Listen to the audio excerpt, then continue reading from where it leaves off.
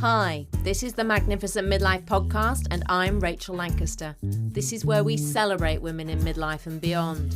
We challenge the status quo and bash those negative stereotypes about being an older woman. We're not over the hill at 40, 50, 60. We're just getting started. And the world needs us now more than ever.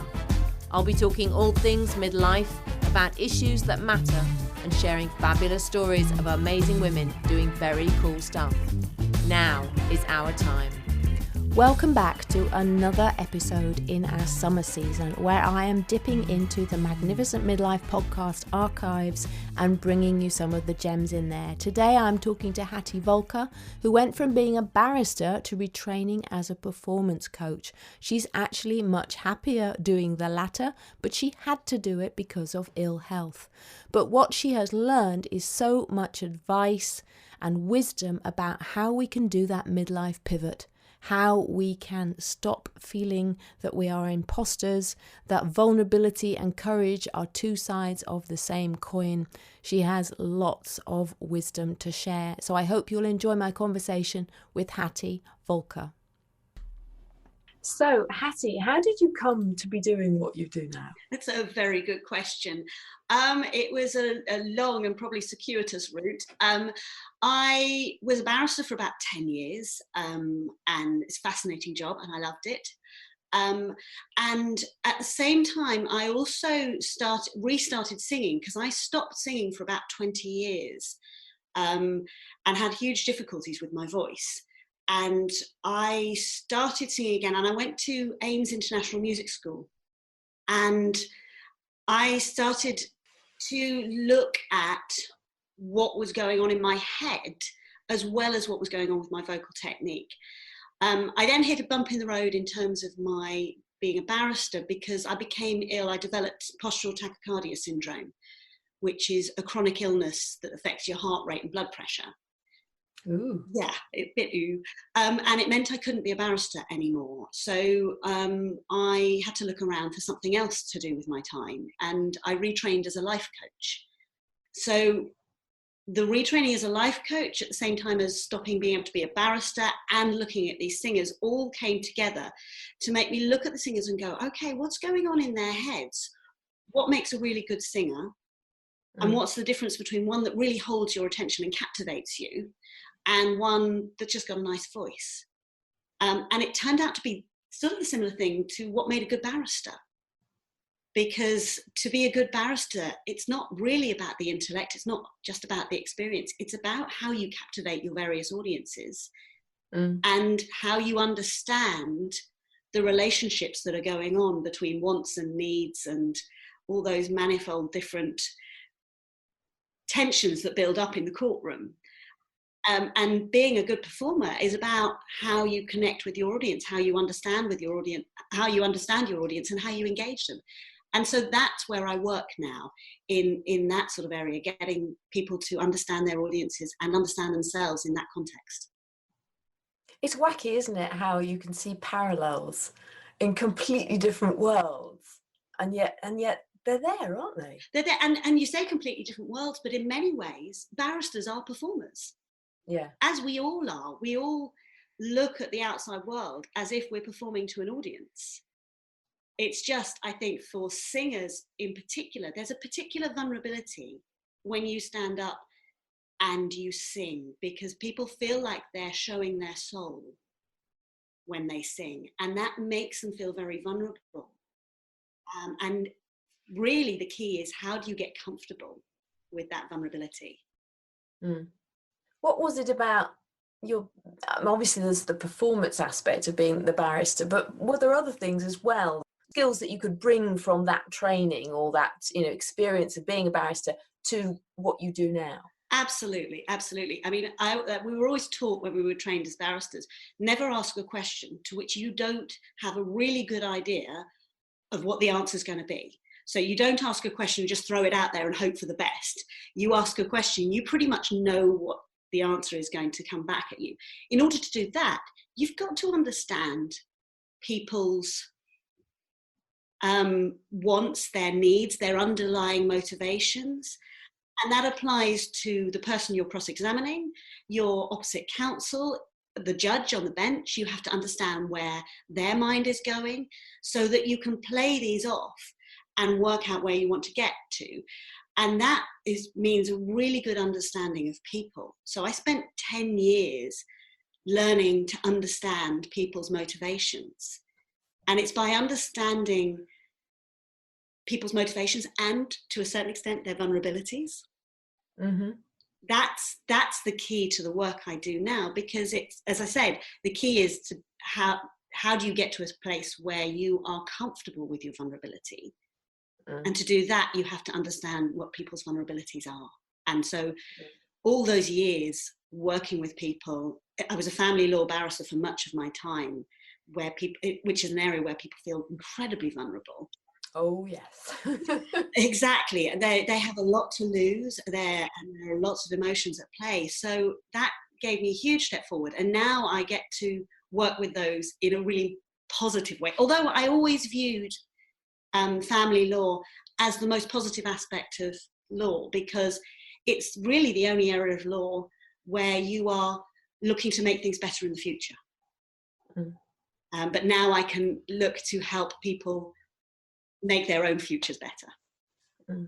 Did you feel though, I mean, I confess I've actually ended up in court with divorce, and it really, for me, it felt like, you know, the last case scenario sort of thing. It was really what you don't want to do. You want to stay out of court, you don't want to end up there. And then when I did, it was mortifying, actually. It was really not so good. So I don't know, what do you think about that? It's an incredibly vulnerable place for people to be. Nobody wants to be there. It's nobody's desired outcome to end up arguing in court. People have got to there, as you say, as a last resort, because nothing else is working for them. And I was always keenly aware that my everyday was people's worst day and most important day often of their lives. And there was that pressure. And how do you hold people through that process and help them feel safer and more contained, because it can feel such an alien world and so out of control. Often, especially with divorce, a lot of what was going on was a power struggle. Each side believing that the other side had more power than them. And if you can unpick that, then you can move forward. And a lot of the bit I found rewarding was when I managed to do a negotiation or a mediation where you could get the clients stepping towards each other and coming to a solution that worked for both of them. Those were the most rewarding days in court. So what was it like, sort of going from what must have been very high powered and pretty stressful, it sounds like, to doing what you do now? Are you happier doing what you do now? Is it different? Is it better? I love what I do now. It's entirely rewarding. It's exactly where I feel I'm meant to be right now. I have to say the journey to get here wasn't always easy. Giving up the kudos of being a barrister was probably easier for me than it was for my parents. You know, it's quite nice being able to say your daughter's a barrister. I mean, hugely supportive of me. They never put any pressure on me at all, and they love what I do, and they love the fact I love what I do. But saying I'm a barrister is an entree into any conversation.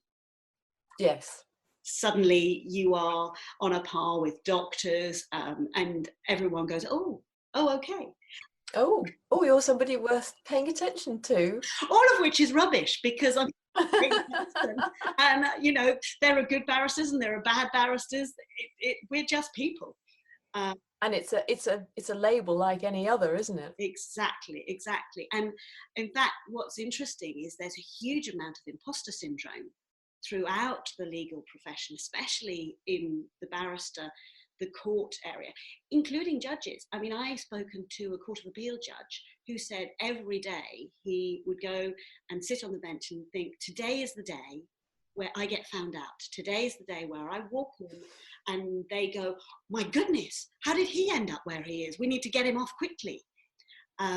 So if you can get to being a Court of Appeal judge and still feel that way, it says something interesting about the profession.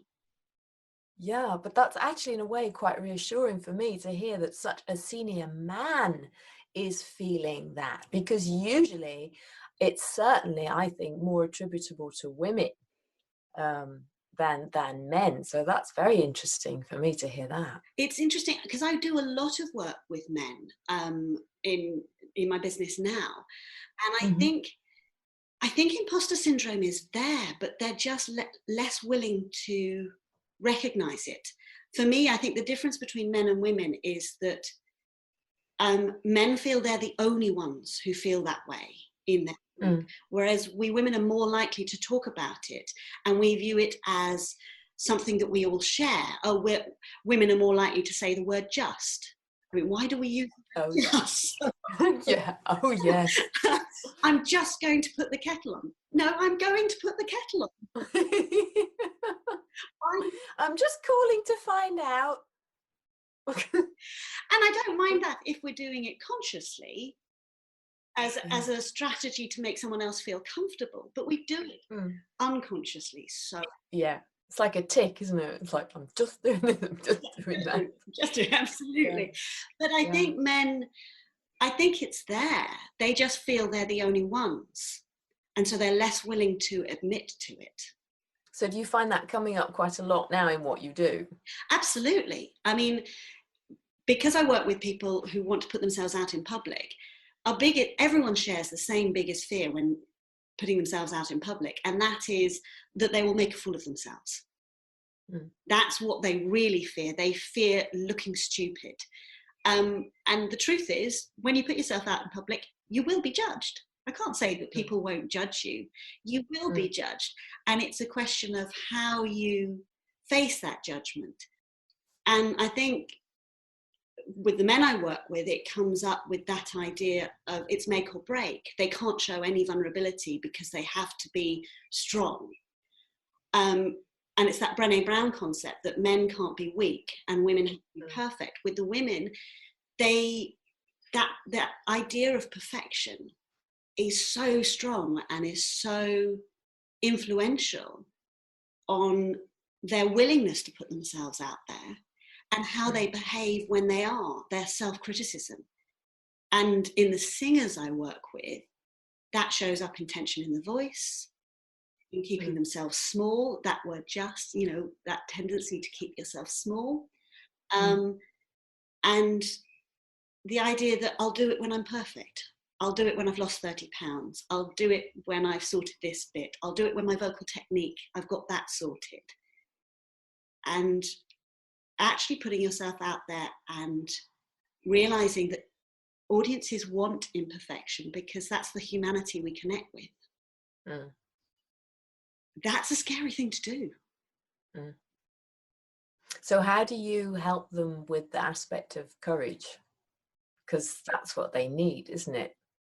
Well, it's that another Brené Brown concept, that idea that vulnerability and courage are actually two sides of the same coin. The idea that to be courageous requires vulnerability, because you can't be courageous doing something you don't feel vulnerable about. That's just doing stuff. Yeah.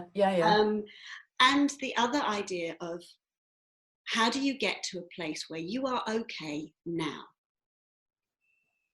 Not any changes, just as you are now, and separating the act from who you are. So just because you make a mistake doesn't make you useless. As another favourite saying of mine is, clever people do stupid things all the time. And stupid people do clever things. Randomly sometimes. Absolutely. And that idea that just because you messed up, I mean, that's just entirely human and it's okay. And you forgive yourself. And if you can get to a place where messing up is just something that feels horrible, no denying it feels horrible when you mess up. But then if you can forgive yourself and get back out there, you're stronger for it. Yeah, you're always stronger in the end if you do sort of, feel the fear and do it anyway, aren't you? If you move past, and as you say, without without fear, there isn't any courage, because you've got to go to that place to be able to then kick in the courage and move on. And offer yourself some humanity, some understanding, some empathy. You know, empathy starts neurologically, they've established that empathy starts with ourselves. The more empathy we can offer ourselves, the more capable we are of compassion and empathy for others. But we don't always view it that way. We feel like we're being soft on ourselves, if ourselves understanding, and we need to pull up our socks and just get on with it.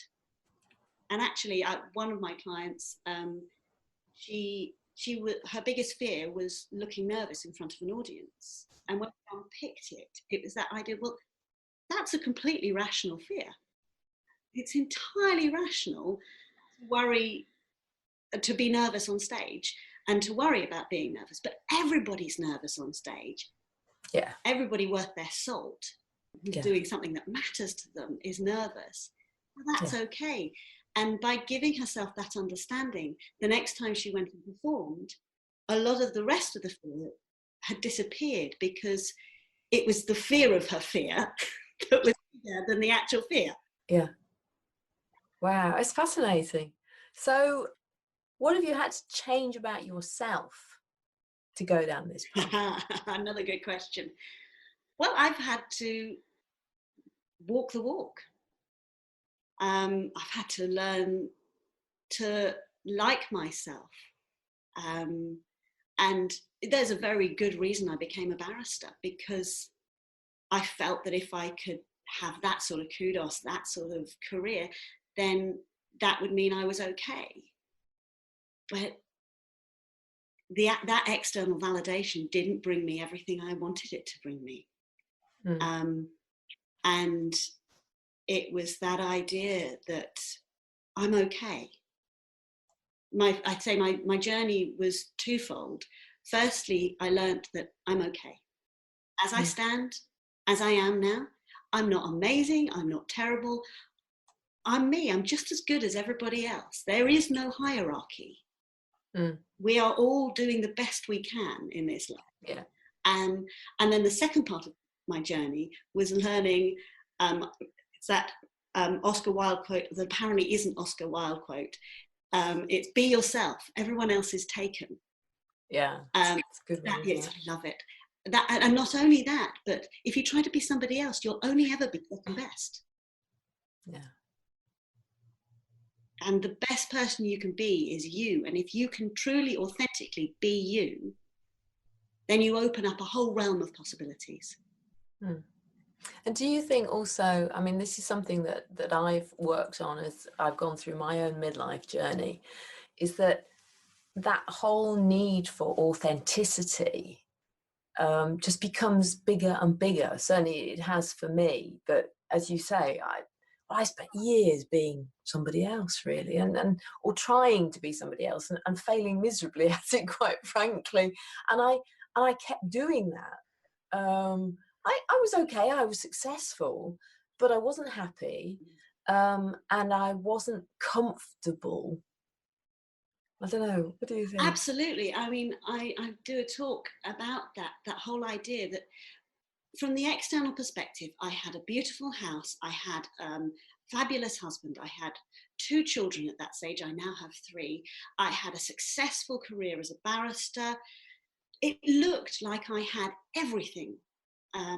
But what I was doing was shaving bits off myself and trying to stick bits on to make myself this perfect thing, believing that would make me happy.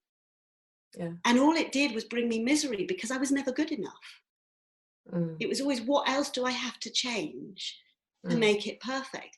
And I think I said in my questionnaire to you that idea of actually getting into my 40s and realizing that perfection was no longer possible as the pimples developed on my face and everything heads south. It was just like, that was freeing.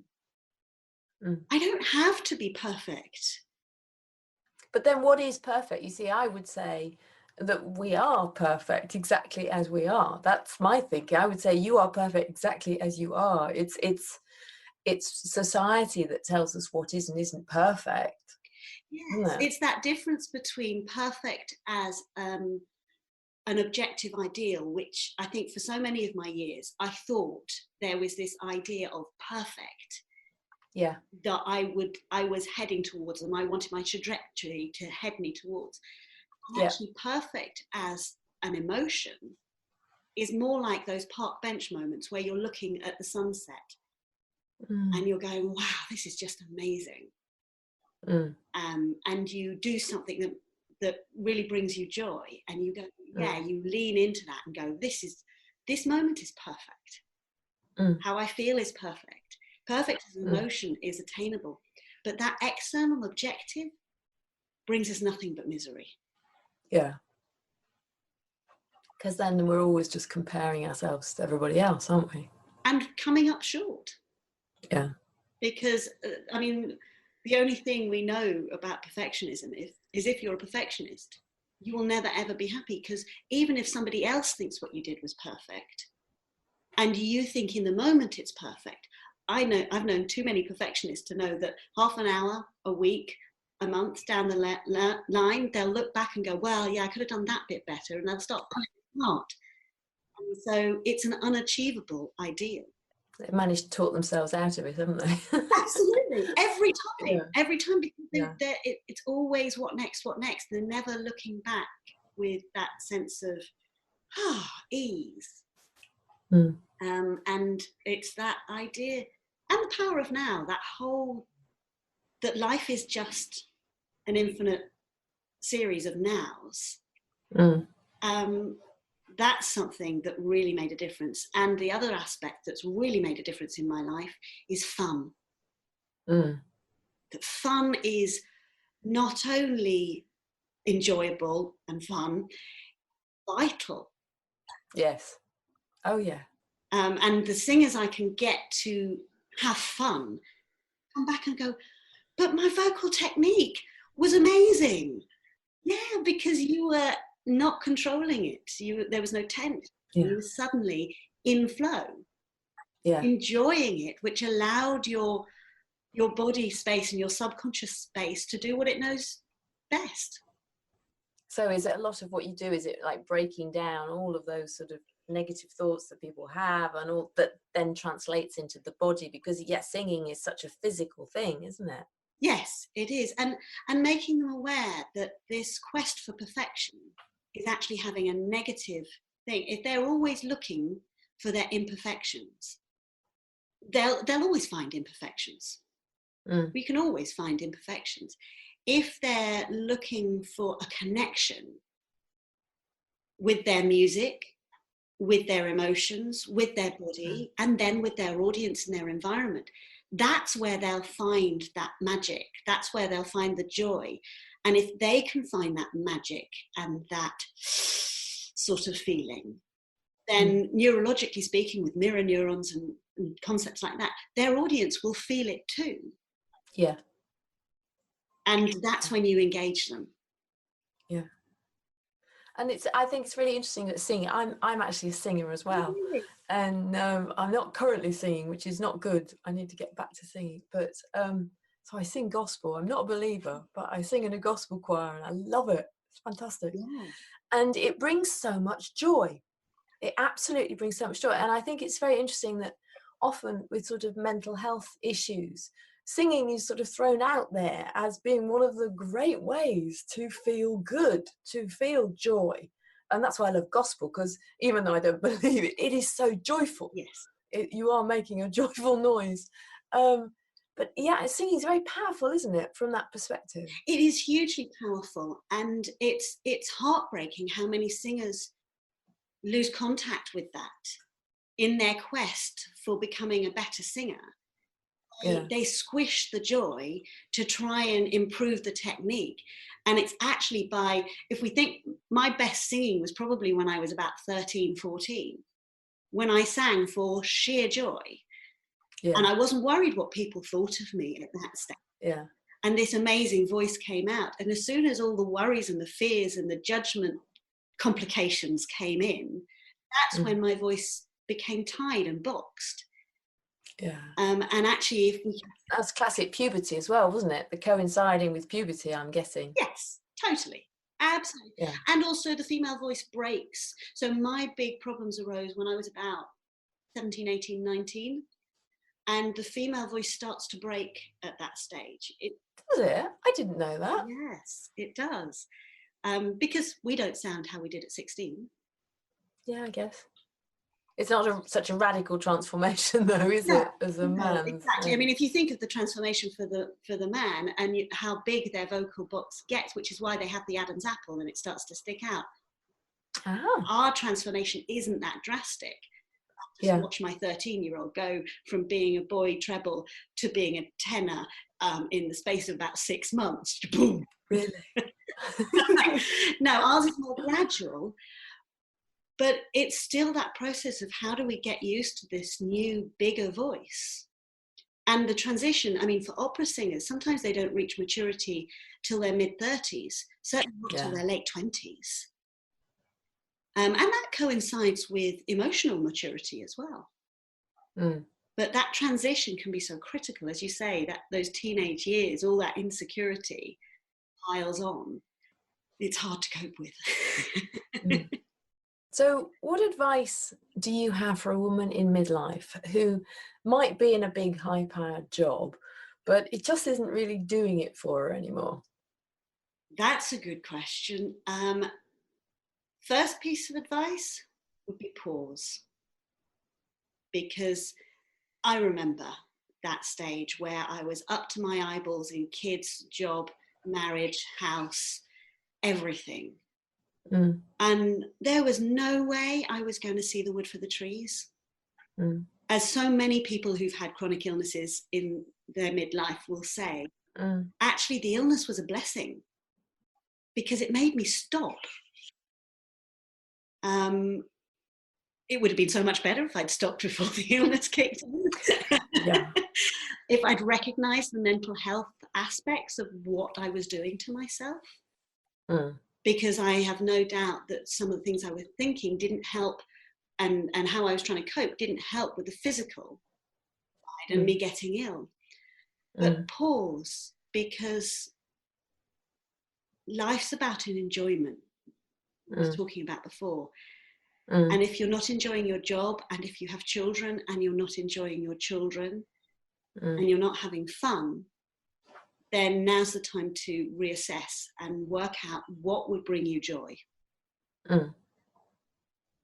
Because that's so much more important, not only for you in your mental health, but also for your children. Because what you're modeling for them, if you can model some joy and fun, is that life is about fun and joy and happiness and relationships and interactions. So I think the biggest thing is to pause, to give yourself space and time to work out what's really important to you. I think that's absolutely crucial, isn't it? Yeah. And I think, well, I'm always saying, I think midlife is this wonderful time when we can indulge in the business of being us. Yeah. And we can find out what it is that we want for the next exciting stage, rather than just, not living the life we've ended up with necessarily, but actually having that pause, having that time, and then being proactive about where we want to take life next.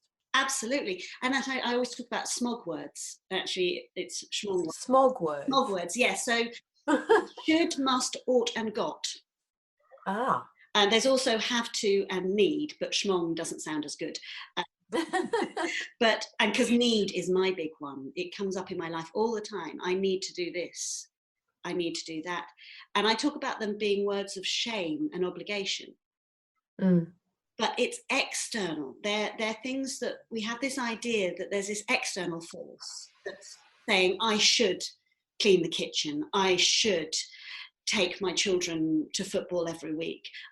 I must do this. We ought to do that. We've got to do this. And they're disempowering words. Yeah. And they make us feel heavy and like we're failures. Because if we don't do what we should, then what does that say about us? If we don't do something we ought to do, what does that say about us? And even if we do, that's, well, you only did what you should have done. There's no in that. There's no pat on the back. It's all heavy, and there's no reward. If we can change those into either what I call well words or wise words. So well words, want, enjoy, like, and love. If we can focus on why should we do that? Well, we should do that because I want to do this. Then can we bring that want back in and say, well, I want to do that because I want to achieve that? Can we make it something that's aspirational? Sometimes that's too hard. And sometimes that's why I use wise words. So wise, intelligent, sensible, or effective. So instead of it being something I should do, is it wise that I do this? Is it important that I do this? Intelligent, important, I think is what I usually say. Sensible or effective. Wise, important, sensible, or effective. That I do things. Because again, if you do something wise, what does that say about you? There's a pat on the back. And there's more of a movement forwards if you're doing that, if you're phrasing it in that way, and it feels more positive and more empowering. I love that. I love those. I'll be writing those down in the show notes. Fantastic. Yeah, really good aid memoirs to think differently about things. Yeah. And that's very cool. It's a really good shortcut. I've got a workbook I give out on it, but it's a really good shortcut and a really good red flag. If you're saying the word should, it's a red flag that something's going on for you. Yeah. And we all know as well, we've looked at this with relationships within the members club, but when you say should to anybody, it's a red flag to them as well as a red flag to you, isn't it? It's like, I'm not going to do it if you tell me I should do it. The rebellious child kicks in all of us. Oh, yes. Should I really? Should I? I might cut off my nose to spite my face and not do it. Yeah. Yeah, I have to be careful with that. I can get a bit shouldy at home sometimes. It's what we grew up with. It was how we were taught by our parents, how we were taught at school. You should also still, you should do this, you should do that, you've got to do this. And it doesn't make us feel very adult. No. No, it doesn't, does it? So what do you like about your time of life? As I said, one of the things I like most is that sense of freedom. That idea of, now I've discovered it, that I can do what the hell I want. And also, I'm an adult, I'm a grown-up. I can actually trust myself to make sensible decisions, to do the good stuff. I don't have to use the word should, because actually if I ask myself what's important, what do I want, I come up with good answers. Yeah. Good for you. Good for you. And it's okay to have fun. Yeah. That's so important. I think we lose sight of that, don't we? We lose sight of fun, having fun. I think, we should build it into every day. It would be useful to build it into every day. It'd be so wise to bring fun. So wise, that's it. It would be so wise. Yeah, yes. And you think of the physical freedom fun brings you. I had a client, and every time she sang as a hobby, she sang beautifully and with freedom. Every time she sang as a job, she felt she should take it really seriously. And there was a pressure on her to take it seriously, and she lost that freedom simply because she was being paid. And why did that need to happen? Why do we have to take it seriously? Well, we have to take it seriously and not do it frivolously, but we can still enjoy it. We can still lean into the fun and the joy of what we're doing. And our audience and the people we're with and the people we're working with will benefit from that. We all love working with people who bring that energy to the room. And is there anything you dislike about your time of life? It's that point at which you can see the beginning and you can see the end. And it's the idea that, I mean, I look at my parents who are fabulous people who've had fabulous lives, and they're becoming more frail and more vulnerable, and we'll be there. It's inevitable. And so I suppose that then brings me back to that idea of how important fun is, because if I don't enjoy the next 1, 2, 40, 50 years, if I don't make the most of it, what's life about?